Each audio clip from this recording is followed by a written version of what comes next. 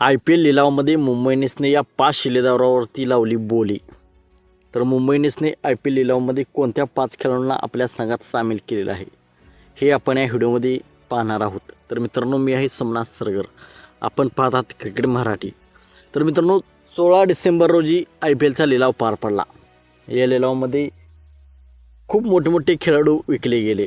यामध्ये अनकॅप्ड खेळाडूवरतीही यावर्षी मोठी बोली लागली. तर मुंबई इंडियन्सकडे या लिलावामध्ये फक्त सर्वात कमी पर्स मुंबई इंडियन्सकडे होती.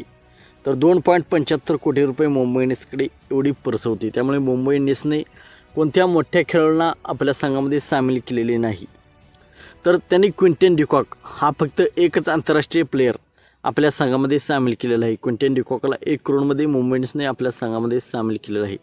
नंतर अनकॅप्ड खेळाडू मोहम्मद इजार, डॅनिश मेलवार, अथर्व अनकोलेकर आणि मयंक रावत हे 5 खेळाडू मुंबई इंडियन्सने आपल्या टीममध्ये सामील केलेले आहेत. मित्रांनो, मुंबई इंडियन्सने आधीच ऑक्शनपूर्वी काही खेळाडू ट्रेड करून दुसऱ्या टीममधून आपल्या टीममध्ये घेतले होते. यामध्ये शार्दुल ठाकूर, शरफन रदरफोर्ड, मयंक मार्कंडे हे खेळाडू त्यांनी ट्रेड करून घेतले होते.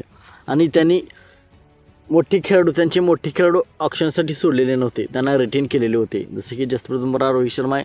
त्यामुळे मुंबई इंडियन्सची टीम आधीच सेटल होती. तर मुंबई इंडियन्सने हे 5 मोठे शिलेदार नाहीत, परंतु त्यांना जे हवे होते बॅकअप म्हणून तेच मुंबई इंडियन्सने ऑक्शनमध्ये घेतलेले आहेत.